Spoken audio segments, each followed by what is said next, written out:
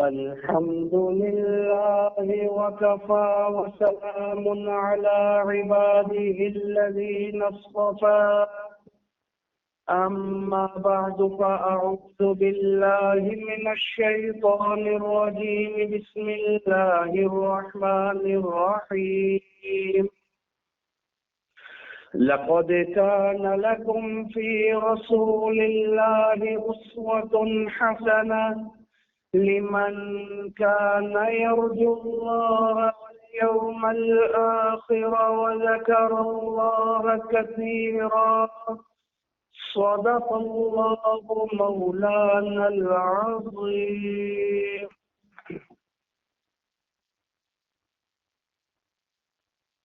محترم حاضرین، آیت مبارکہ کی میں نے آپ کے سامنے تلاوت کی. اس میں حق تعالی جل شانہ ارشاد فرما رہے ہیں کہ حضور صلی اللہ علیہ وسلم کو جو بھیجا گیا اس کا مقصد یہ تھا، لوگوں کو یہ بتلانا تھا کہ ان کے مطابق آپ نے زندگی گزارنی ہے. یہ ہے ایک پیاری اور خوبصورت زندگی گزارنے کا طریقہ کہ ان کے مطابق زندگی گزارو. یہ آپ کے لیے نمونہ ہے. اسوہ کا معنی ہے نمونہ، اور نمونے کا معنی یہ ہے کہ آپ نے ان کی پیروی کرنی ہے، ان کی تقلید کرنی ہے اور ان کے مطابق اپنی زندگی گزارنی ہے. تو نمونہ بنا کر بھیجا. پھر اللہ فرماتے ہیں آپ صلی اللہ علیہ وسلم نمونہ ہیں اور اچھے نمونہ ہیں. بعض نمونے تو ہوتے ہیں لیکن وہ برے نمونے ہوتے ہیں. تو آپ صلی اللہ علیہ وسلم جو نمونہ ہے، یہ لقد کان لکم فی رسول اللہ اسوۃ حسنہ، آپ بہترین نمونہ ہیں، آپ برے نمونے نہیں. بعض نمونے برے بھی ہوتے ہیں نا. اب ہم دیکھتے ہیں آج کل ہمارے بچے، ہماری نسل کہ یہ اب جو ٹی وی کے ساتھ سوشل میڈیا کے ساتھ جڑی ہوئی ہے، تو انہوں نے اپنے نمونے اور اپنے آئیڈیل اور ہی بنائے ہوئے ہیں. انہی کی پیروی کرتے ہیں، انہی کے مطابق چلنے کی کوشش کرتے ہیں. ایک صاحب آئے میرے پاس تو وہ ٹوپی پہنی ہوئی تھی بچے نے اور الٹی ٹوپی پہنی ہوئی تھی. میں سمجھا سے غلطی ہو گئی. میں کہ شاید یہ بچے نے دیکھا نہیں، آپ نے بھی غور نہیں کیا، ٹوپی اس نے الٹی پہنی ہوئی ہے. ہوتا کیا ہے، تو آگے حصہ ہو تو پیچھے کیا ہوا ہے. کہنے لگے نہیں نہیں، وہ کوئی ڈرامہ آیا، فلم آئی، اس میں اس نے ہیرو کو دیکھا تو اس نے ایسی پہنی ہوئی تھی تو اس نے بھی اس کے مطابق پہنی ہوئی ہے. انا للہ و انا الیہ راجعون. یہ گندے نمونے ہیں. آج ہمارا ہر فیشن جو ہے وہ آپ کے ٹی وی سے، وہ آپ کے میڈیا سے، وہ آپ کی ان خرافات سے نکلتا ہے اور گھر گھر وہ پہنچ چکا ہے اور ان کو آئیڈیل اور نمونہ بنایا ہوا ہے. تو ایک نمونہ تو یہ بھی ہے، لیکن یہ گندے اور برے نمونہ ہے.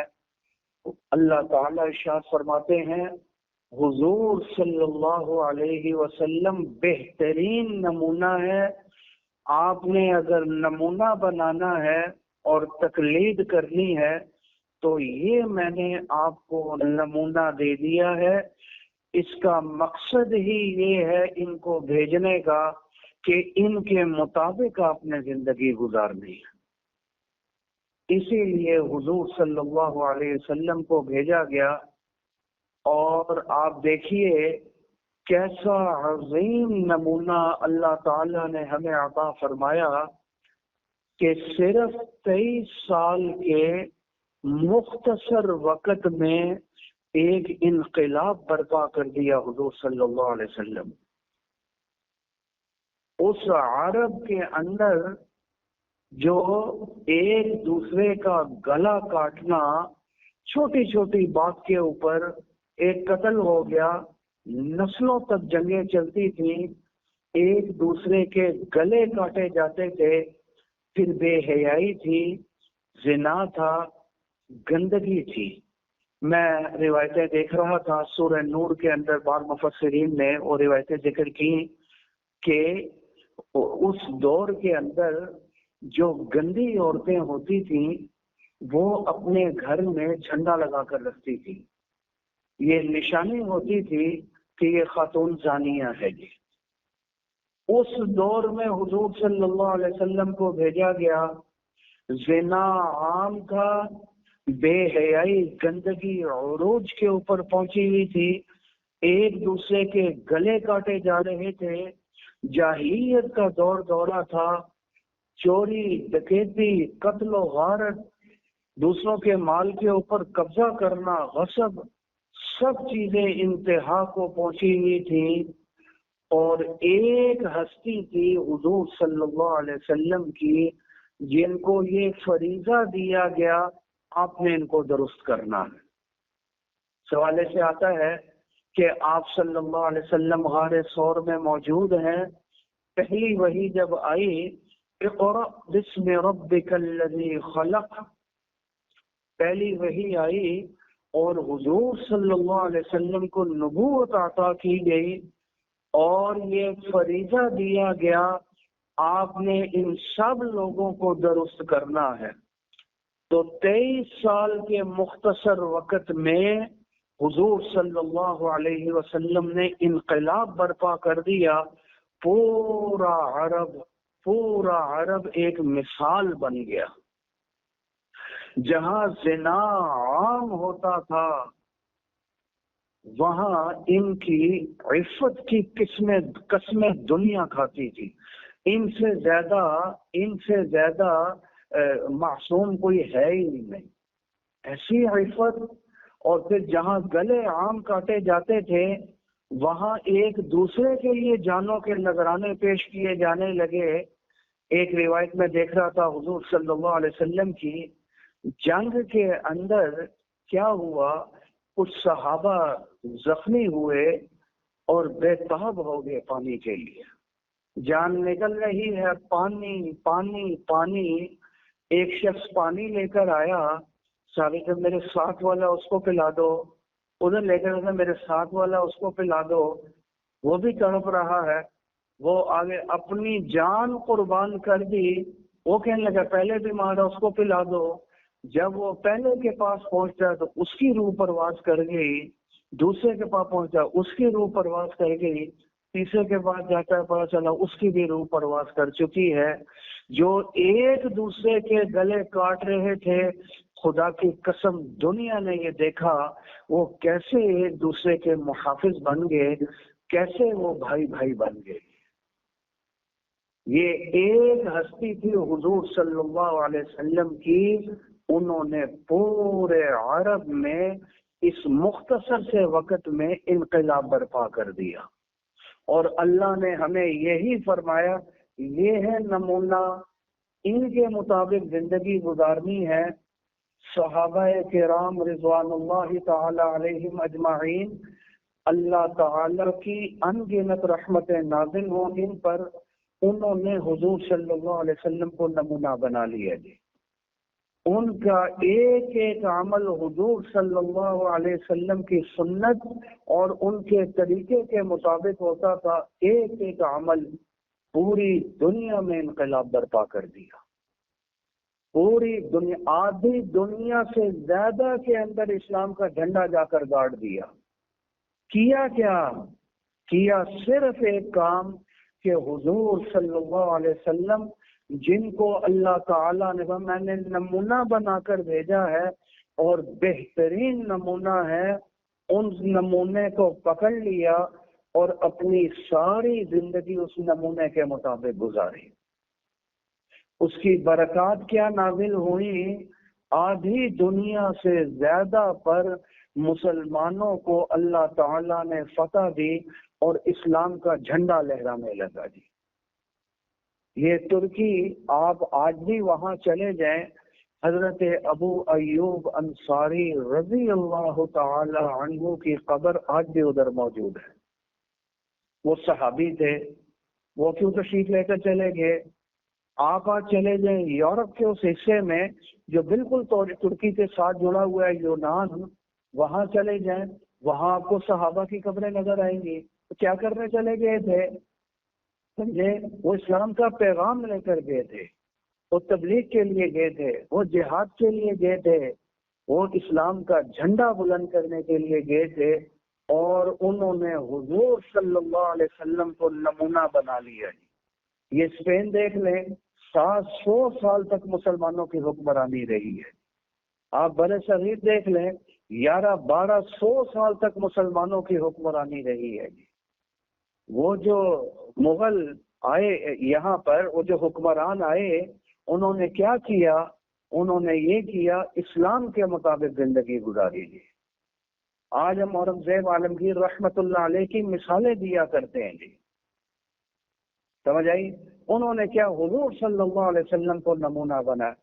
جب تک حضور صلی اللہ علیہ وسلم کو نمونہ بنا کر رکھا، اللہ تعالیٰ نے اسلام کے جھنڈے کو بلند فرمایا، اور کیا عزتیں اللہ تعالیٰ نے عطا فرمائی، دنیا جھکتی تھی مسلمانوں کے سامنے۔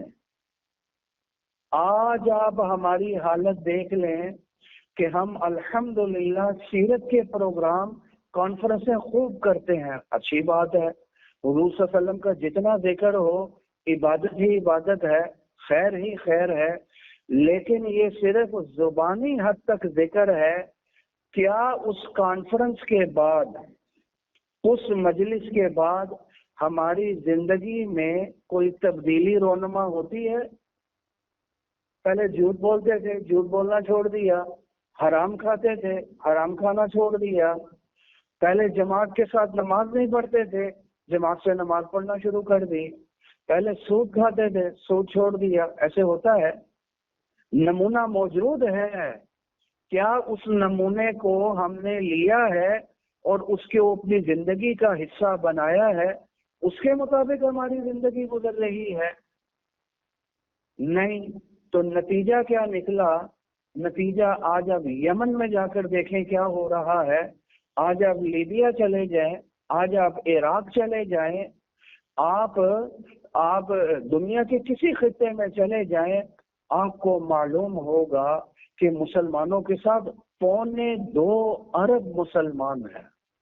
یا آپ قریب انڈیا چلے جائیں، وہاں کے مسلمانوں کے حالات دیکھ لیں، یا آپ کشمیر دیکھ لیں مسلمانوں کے ساتھ کتنا ظلم ہو رہا ہے، یا فلسطین چلے جائیں، بیت المقدس چلے جائیں، آپ نے کہاں جانا ہے آپ چلے جائیں، جا کر دیکھیں کیسے مسلمانوں کے ساتھ ظلم ہو رہا ہے، بے حرمتی ہو رہی ہے۔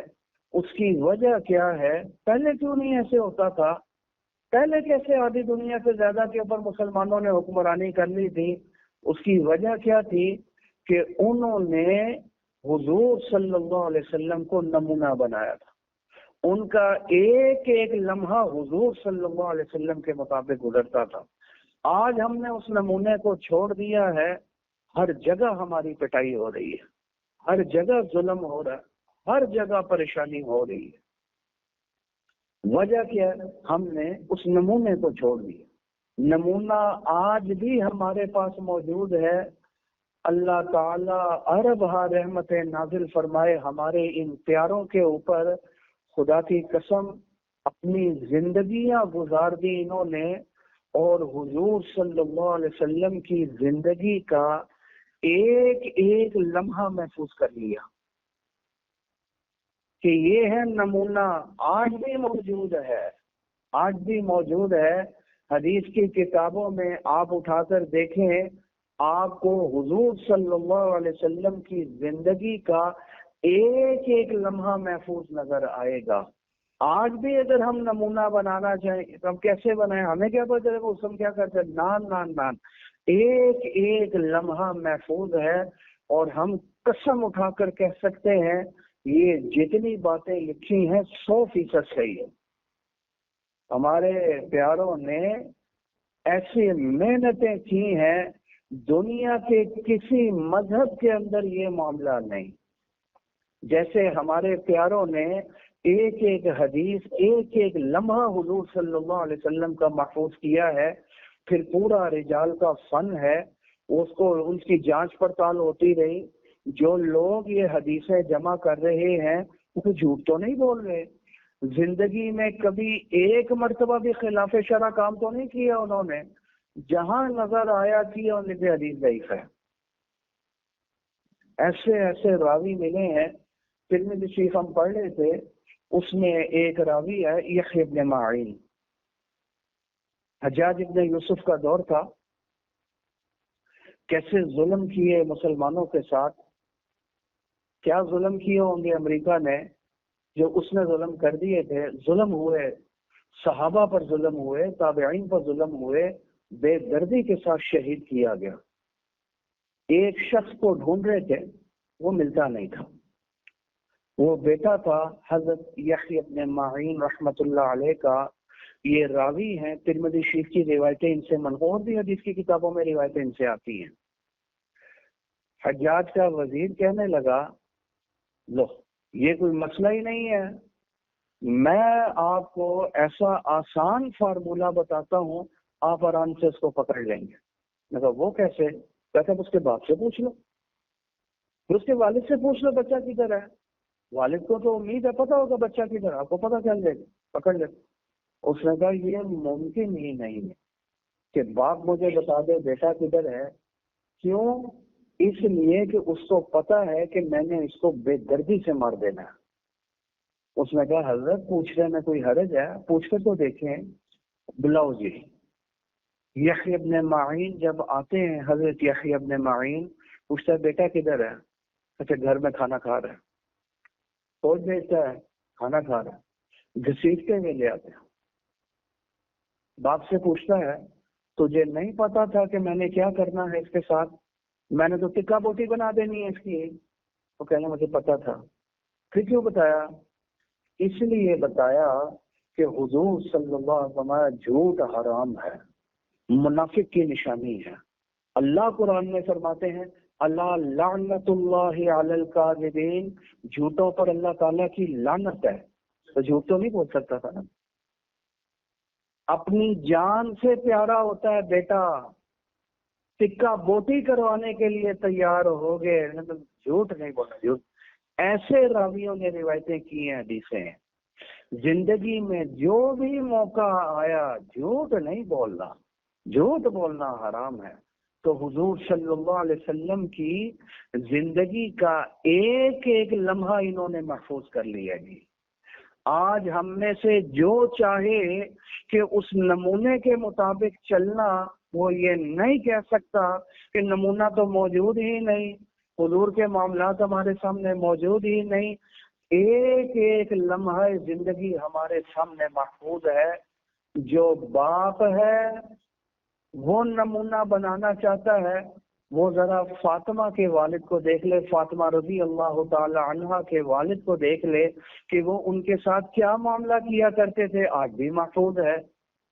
جو شوہر ہے وہ یہ دیکھ لے اما عائشہ عفیفہ صدیقہ رضی اللہ تعالی عنہا اور حضور صلی اللہ علیہ وسلم کے درمیان کیا معاملات تھے، ازواج مطہرات کے ساتھ حضور کیا معاملہ کرتے تھے.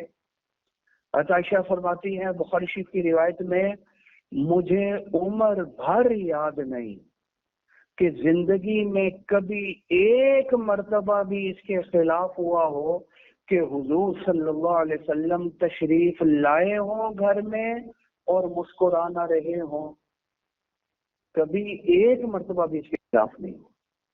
جب گھر تشریف لاتے تھے مسکرا رہے ہوتے تھے، جب گھر تشریف لاتے تھے اپنے کام خود فرماتے تھے، بلکہ ہمارے کاموں میں بھی حصہ بٹاتے تھے.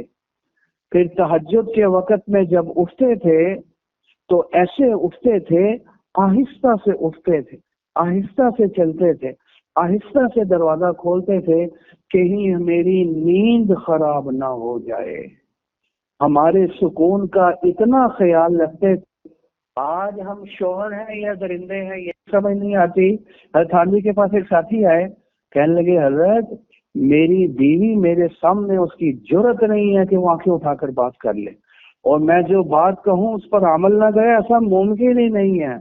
اور فرمایا کیوں؟ تو گھر جا کر درندہ بن جاتا ہے، اس کو کیا ڈر ہو رہا؟ نہ کوئی بات مانی تو کچا چبا جائے گا مجھے۔ یہ ہوتا کیا ہے؟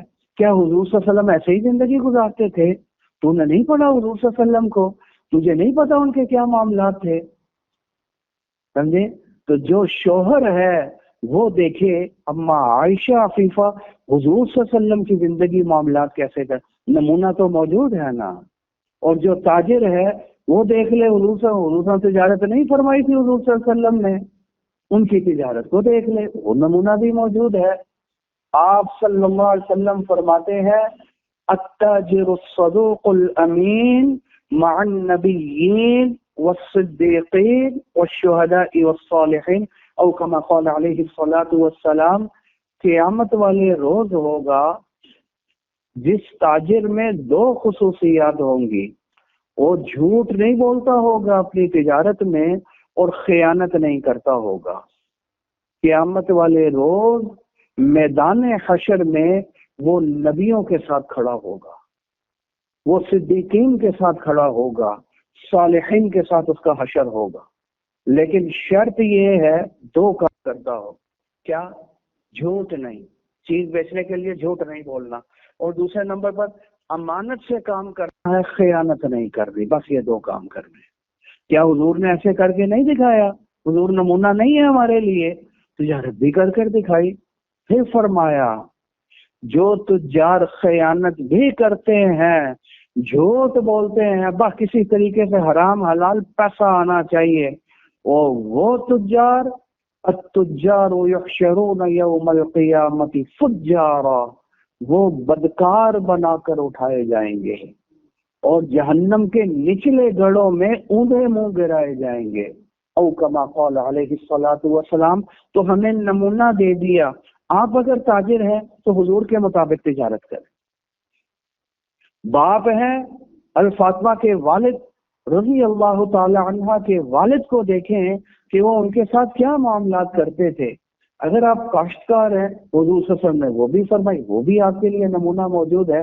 زندگی کے ایک ایک شعبے کے اندر حضور صلی اللہ علیہ وسلم ہمارے لیے نمونہ موجود ہے، روایتیں موجود ہیں، نمونہ موجود ہے۔ جنہوں نے اس نمونے کو پکڑا اور اس کے مطابق زندگی گزاری، آدھی دنیا سے زیادہ میں انہوں نے اسلام کا جھنڈا گاڑ دیا ہے۔ اللہ نے کیا عزت دی، کیا مقام دیا، کیا درجہ دیا، وجہ کیا تھی؟ حضور کو نمونہ بنایا ہوا تھا۔ آج ہم نے حضور والے نمونے کو چھوڑ دیا، اس نمونے کو سائڈ پر کر دیا ہے۔ میں نے عرض کیا یمن میں جا کر دیکھ لیں، یہ فلسطین میں جا کر دیکھ لیں، یہ انڈیا میں جا کر دیکھ لیں، یہ کشمیر میں جا کر دیکھ لیں، یہ آپ عراق کے اندر جا کر دیکھ لیں، آپ کہیں جا کر دیکھ، آپ پاکستان میں دیکھ لیں، پاکستان کا کیا حشر ہو چکا ہے، کتنی پریشانیاں چل رہی ہیں۔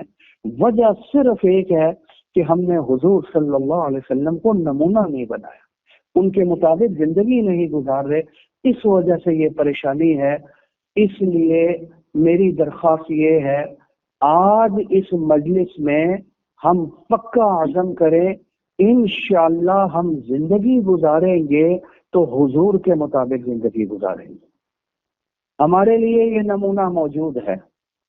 ایک جو بہت بڑی خرابی ہے، وہ ایک خرابی میں آپ کے سامنے عرض کر دوں، یہ خرابی ایسی خرابی ہے جو سمجھیں باقی خرابیوں کی بھی جڑ ہے۔ وہ کیا خرابی ہے؟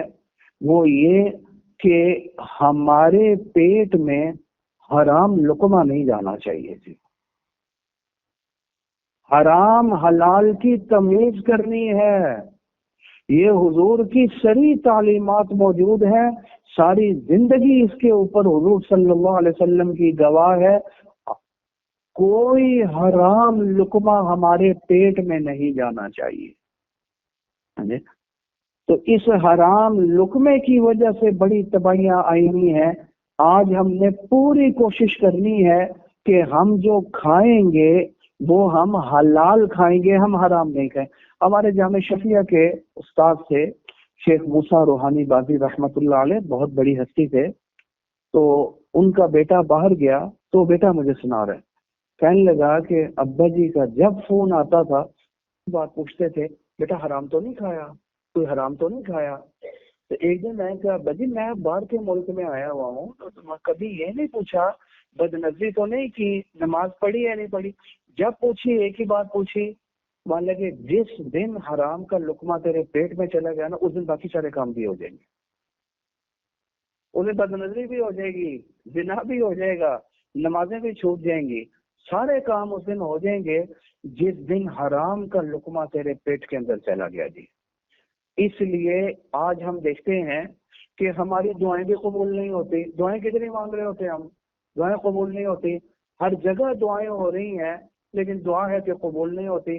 حرم میں دعائیں ہو رہی ہیں، ملتزم کے ساتھ چمٹ کر دعائیں ہو رہی ہیں.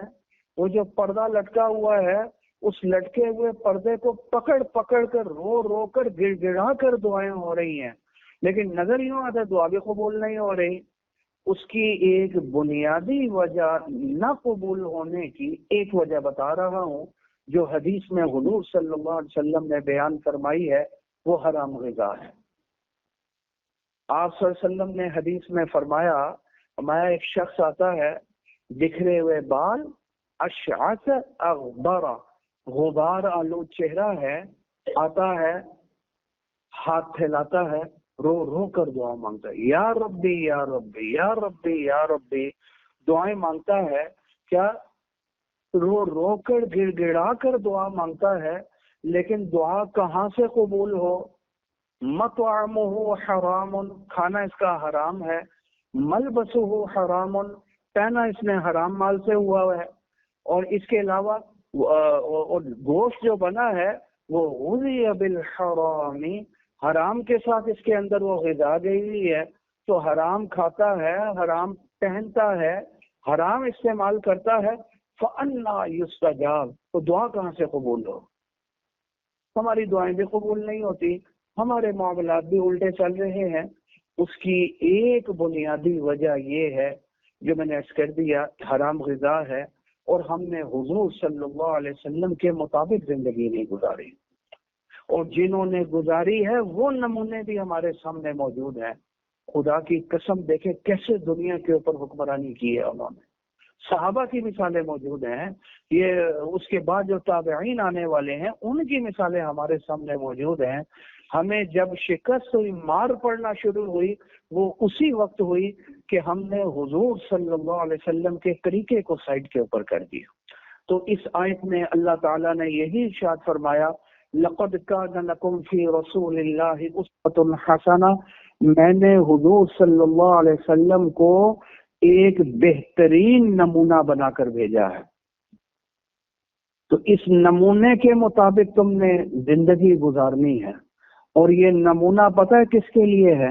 یہ بھی اللہ نے بیان فرما دی ہے، یہ نمونہ ہر اس شخص کے لیے ہے، لمن کان یرجو اللہ والیوم الآخر، جس کے دل میں یہ احساس موجود ہے کل مرنے کے بعد مجھے اللہ سے ملاقات بھی کرنی ہے، والیوم الآخر، قبر میں بھی جانا ہے، آخرت میں اٹھنا بھی ہے، اور پھر آخرت میں مجھے جواب بھی دینا ہوگا. اپنے ایک ایک عمل کا مجھے آخرت میں جا کر جواب بھی دینا ہے. جس شخص کے اندر یہ احساس موجود ہے، اللہ فرماتے ہیں حضور ان کے لیے نمونہ ہے. جی سمجھے کہ قیامت والے روز حدیث میں آیا، حضور صلی اللہ علیہ وسلم نے ارشاد فرمایا کوئی شخص ایک قدم آگے نہیں اٹھا سکے گا جب تک وہ 4 چیزوں کا جواب نہ دے دے. ان میں سے ایک سوال یہ ہوگا تو نے کہاں سے کمایا تھا اور کہاں خرچ کیا، ذرا یہ بھی بتا دے. کمایا کہاں سے تھا اور خرچ کہاں کیا؟ کیا حلال کمائی تھی تیری؟ حرام تو نہیں کمائی کی تھی تو نے؟ سمجھے ہیں کہ یہ احتساب ہوگا. احتساب کے نعرے آج بھی لگتے ہیں نا، کئی بچ جاتے ہیں، کوئی پکڑے جاتے ہیں، کوئی غلط پکڑا گیا، کوئی صحیح پکڑا گیا، لیکن وہاں جو احتساب ہوگا وہاں سے کوئی مجرم نہیں بچ سکے گا. ایک ایک کا ڈیٹا محفوظ ہے، ایک ایک عمل لکھنے والا لکھ رہا ہے. ما یلفظ من قول الا لدیہ رقیب عتید. فرماتے ہیں جو بات بھی منہ سے نکلتی ہے لکھنے والا اس بات کو لکھ رہا ہے. چھوٹا سا چھوٹا معاملہ، بڑے سے بڑا معاملہ، ایک ایک چیز قیامت والے روز اس کے سامنے آ جائے گی. جی سمجھے؟ تو یہ زبردست قسم کا احتساب ہونا ہے جس میں کوئی چیز نہیں چھوٹے گی. ایک ایک چیز کے بارے میں سوال کیا جائے گا. خاص طور پر تو نے کمایا کہاں سے تھا؟ کیا کمائی کا ذریعہ حلال تھا؟ اچھا چلو حلال کما لیا تھا، اس کے بعد اس کمائی کو لگایا کہاں تھا؟ کوئی حرام جگہ کے اوپر تو نہیں لگا دیا تھا؟ کوئی ناجائز کام تو پیسہ نہیں کرتا رہا تھا؟ اللہ کو ناراض کرنے والے کام تو نہیں کرتا رہا تھا؟ کمایا کہاں سے تھا اور لگایا کہاں ہے؟ یہ دو چیزوں کا جب تک وہ جواب نہیں دے گا، آپ صلی اللہ علیہ وسلم سے سچا انسان کون ہو سکتا ہے؟ آپ فرماتے ہیں صلی اللہ علیہ وسلم وہ ایک قدم بھی آگے نہیں بڑھا سکے گا. اس لیے میرے بھائیوں، میرے بزرگوں، ابھی بھی اللہ تعالیٰ نے وقت دیا ہوا ہے. آج ہم خود سے اپنا احتساب کر لیں. سمجھے؟ آنے والی کس سے ٹالی جائے گی؟ روح تیری رگ رگ سے نکالی جائے گی. جیسے ہی اس روح کا تعلق اس جسم سے کنیکشن ختم ہوا، آپ کے عمل کا دروازہ بند ہو گیا. جی پھر قبر میں جا کر آپ سجدے میں گر جائیں، پھر آپ روتے رہیں، پھر آپ اللہ سے معافیاں مانگنا شروع کر دیں.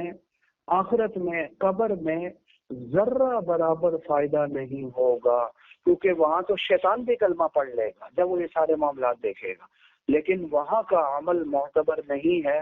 اس لیے اللہ نے جو یہ وقت دیا ہوا ہے اس میں خود سے اپنا محاسبہ کرنا چاہیے، اور اگر کوئی کمی بیشی ہے اس کو دور کرنا چاہیے، اس کو دور کرنا. اب ہمیں پتہ بھی نہیں ہوتا اور ہم آرام کھا رہے ہوتے ہیں. وہ کیسے؟ وہ ایسے، اب مثال کے طور پر ایک ملازم ہے، ملازم کی اب ڈیوٹی ہے صبح 8 بجے سے لے کر شام 6 بجے تک. اب پوری ڈیوٹی کرنا اس کے ذمہ فرض ہے. ٹھیک، وہ بیچ میں ڈنڈی مارتا ہے، گھنٹہ لیٹ ہو گیا، کہیں اور نکل گیا، جلدی چھٹی کر کے چلا گیا، گپے مارنا شروع کر دی، باہر کسی کے ساتھ جڑ گیا، جا کر کام اچھے طریقے سے نہیں کر رہا. نماز کی طرح فرض ہے اس کے لیے وہ اپنی ڈیوٹی صحیح طریقے سے انجام دے. اگر وہ صحیح کام نہیں کر رہا تو اس کا مطلب ہے کہ وہ حرام کر رہا ہے. پھر جتنا وقت اس نے کام نہیں کیا اتنے وقت کی تنخواہ اس کے لیے حلال ہی نہیں ہے.